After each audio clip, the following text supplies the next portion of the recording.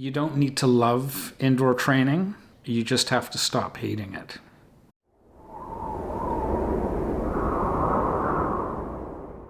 Indoor training isn't a punishment. It's time-efficient training. You don't need to do 3-hour rides on the indoor trainer. Shorter, more focused sessions can be just as effective.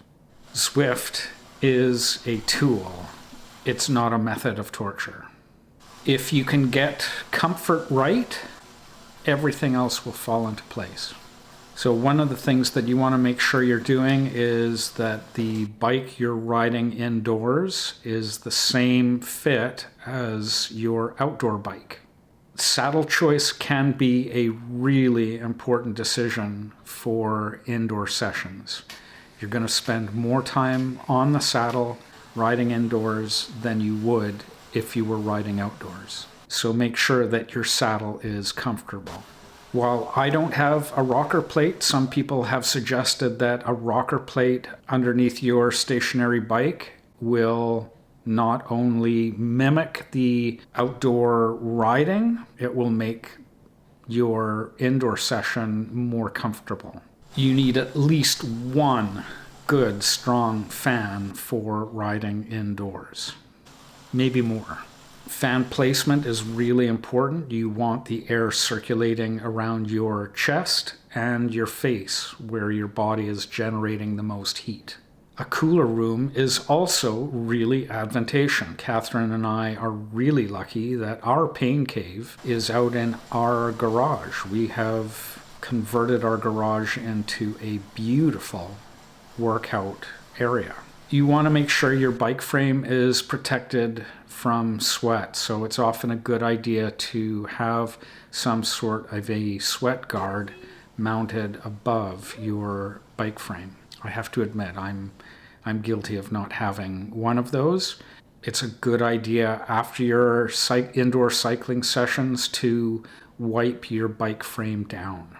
You should also have towels within reach so that you can remove sweat from your brow so that, again, it's not dripping all over your bike frame. Maybe even a headband or a cycling cap might help. Choosing the right Zwift content is important. The erg mode can be really useful for very organized workouts, but it can become a little monotonous.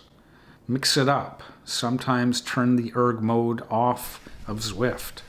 Mix in free rides.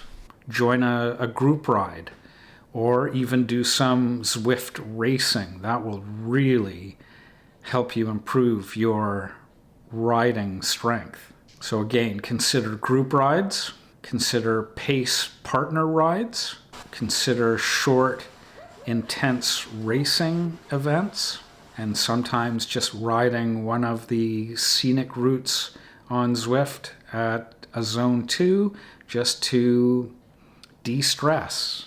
You don't need to suffer during every Zwift session. Now, some people find riding on Zwift not particularly enjoyable. If that's the case, you might want to rely on your Netflix subscription. Watch a movie or your favorite TV show while you're riding. This can keep you distracted, and it will help the hours pass much more quickly. I always play music, even when I'm riding on Zwift. I find that helps distract me, not so much that I can't get through a workout or a racing session on Zwift. Consider listening to your latest podcast or audiobook while you're riding. You need to consider workout frequency and length. Sometimes a 30-minute ride is more than enough. And again, consistency is so important. If you're getting on the bike 3 or 4 days a week, even just for half an hour, you are at least maintaining your fitness. 60-minute rides are more than enough. As you get closer to spring and the weather starts improving, maybe consider once a week riding for an hour and a half or maybe 2 hours maximum. Again, sometimes mix indoor rides with outdoor rides. Use indoor rides as a recovery session. And certainly indoor rides help to weatherproof your riding consistency. Indoor riding isn't where I prove myself, it's where I stay consistent. Consider some small upgrades to your pain cave. You don't need a $10,000 pain cave. You want good fans, a good smart trainer. You may want to consider getting a training mat just to reduce noise. Are you riding with your laptop on Zwift, or are you using other technology? Catherine and I have Apple TVs set up in our pain cave, and they are connected to two fairly large flat screen TVs, which I think makes the whole indoor riding experience a little bit more immersive and therefore enjoyable.